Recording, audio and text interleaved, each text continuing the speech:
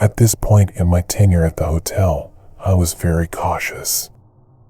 Nothing directly dangerous had happened to me yet, so I had no reason to believe I was in any danger. I have always been a believer in the paranormal, so the fact that there were strange things happening didn't necessarily cause a deep-rooted worry in me, so much as it caused some definite standalone frights. I had avoided the third floor of the hotel as much as I possibly could since those events as well as a few other, smaller instances had occurred. If assistance was needed on the third floor, I generally handed off the responsibility to one of my coworkers without explaining why. No one else had ever had any bad experiences up there, so they didn't question it too much, aside from assuming I was being lazy. But sure enough, something happened while I was alone on a night shift and I got a call from the third floor. It was a Wednesday night, about 2 a.m. I was sitting back, relaxing behind the front desk when a call came in. Room 325. I answered the phone while simultaneously checking the computer to make sure someone was in fact staying in that particular room that night. All checked out. The man asked for more towels to be left outside his door. I set the voicemail message stating I would be back in 10 minutes or less, and set out a sign saying the same. I went to the storage area and grabbed a handful of towels. I made my way up to the third floor and knew exactly where room 325 was, considering its close proximity to the room that had been ever present in nightmares past. I apprehensively strolled down the hall, which, although now properly lit, still gave me a feeling of uneasiness. Nonetheless, I set the towels on the floor, knocked twice on the door, and made my way back down the hall. I turned around for whatever reason, and the towels were gone. No door opening and closing, nothing. I chalked it up to me just not hearing it and went about my night. About 5 minutes after I got back to the desk, I got another call. This time, it was the dreaded room 323. I let it ring through because I knew for a fact that no one was in that room tonight. The phone never went to voicemail. It must have rang 30 times before a sickening mix of anxiety and curiosity got the best of me and I answered the phone. I didn't say anything.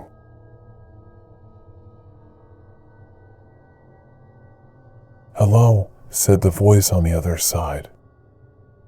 Since it sounded like a normal voice and nothing otherworldly as I had convinced myself it would, I entertained the notion that this might be something rationally explainable. "Hi, this is Nick at the front desk. How may I was cut off?" I asked for more towels. "Yes, sir. I dropped more towels outside of room 325 just a few minutes ago," I replied. When I say I need more towels, I don't mean I need a towel or two grabbed off the nearest rack. I mean I need a bunch of fucking towels. The man's gravelly voice roared at me. "Okay, sir," cut off once again. "And leave them in front of the right room this time." The line clicked indicating I'd just been hung up on. This call more so confused than frightened me. So many questions were raised.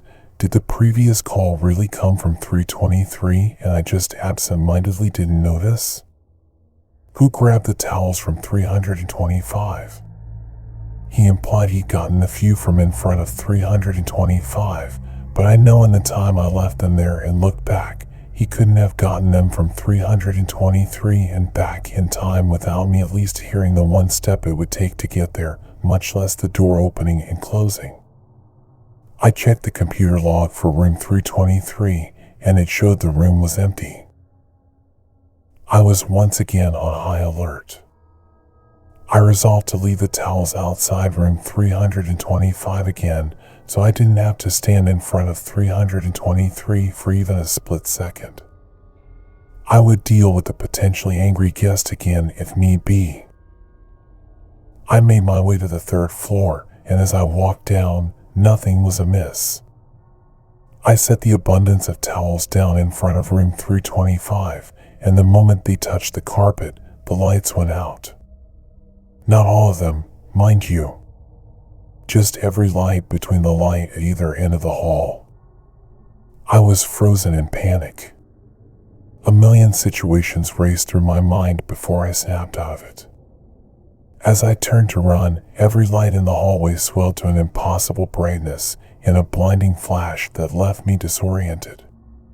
All I really recall is that I ran backwards down the hall, weary of whatever might exit room 323 to devour me or whatever would happen. One thing stuck out in my mind though, and that was that the towels were already gone.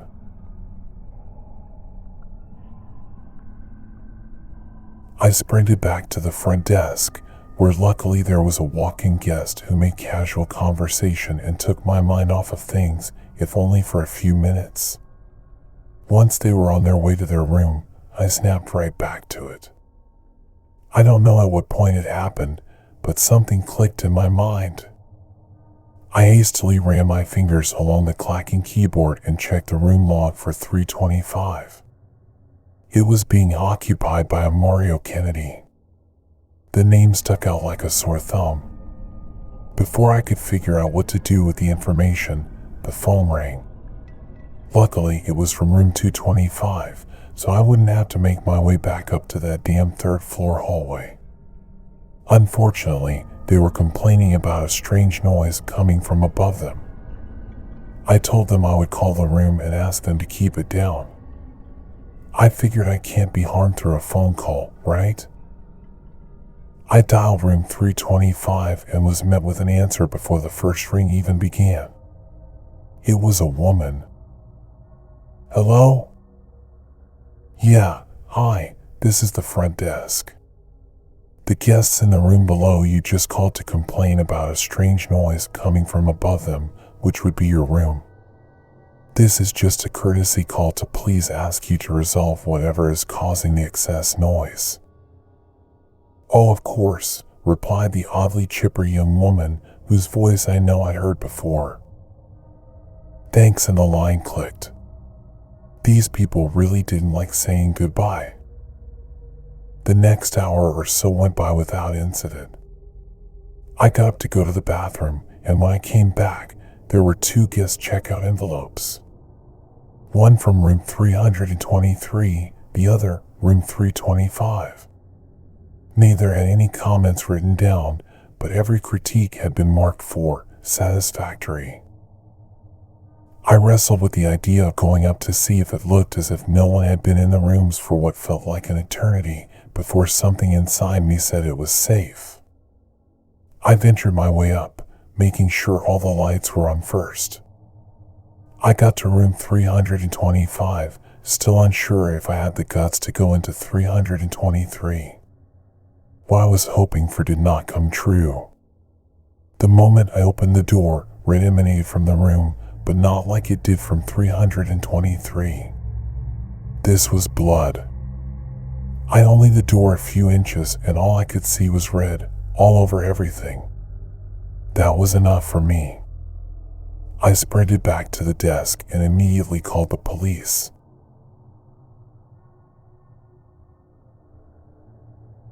They arrived and went up to room 325. They checked it, and surprise, they found nothing. Then they checked 323 and found the vast number of towels in the bathtub, soaking wet. Finally, some evidence that someone had been in there. They checked the camera footage, but it never showed me taking up the towels in the first place. I once again apologized, which was met with positive reactions from the once again understanding police.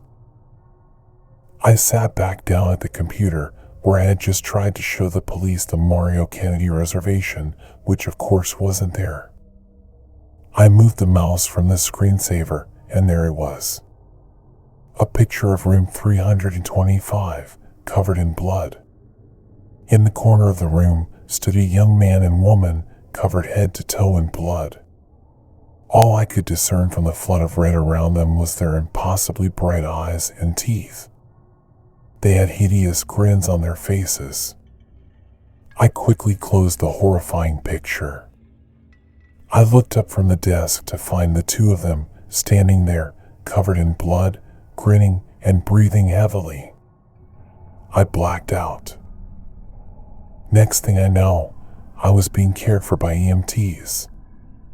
I asked what happened, and one of the police officers said as he was walking back in to give my signature on the statement I had just made that I stood frozen at the desk for about 10 seconds, then fainted. I have no recollection of that whatsoever. This was the first instance that truly rattled me to my core. I was hesitant to keep working there, so I compromised. I took a week vacation, during which time not one strange thing happened to me. I figured I was getting stressed from working so many night shifts, with some day shifts thrown in there as if to make for certain I wouldn't get a proper amount of sleep.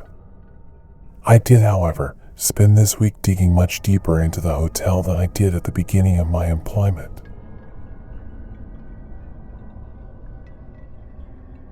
Here I'll just briefly outline a few other horrific incidents that took place in the hotel. I took the stairs one day, and since nothing had happened in recent memory, I decided to see the progress on the renovations. I noticed they'd finished painting the walls and on new light fixtures, though no bulbs were in yet, so I didn't venture down the hallway save for a few steps. When I turned around, the ladder that had been to my left was now stood up directly in front of the door. I moved it to the side and immediately went back downstairs. I remember one evening I was waiting to be done after a day shift, and I had personally said goodbye to the construction crew for the day. While I was getting my things together, I heard the unmistakable sound of tools. One could hear the construction noises faintly from the lobby and nearby floors during the day when the crew was working. You can see that the main hallway of the third floor, rooms 301 to 317, from the lobby, and one night while I was there, I happened to gaze upwards and saw that every door was open. No lights were on in any of the rooms, so a looming darkness presented itself. I blinked, and each door, going from right to left like dominoes, slammed shut.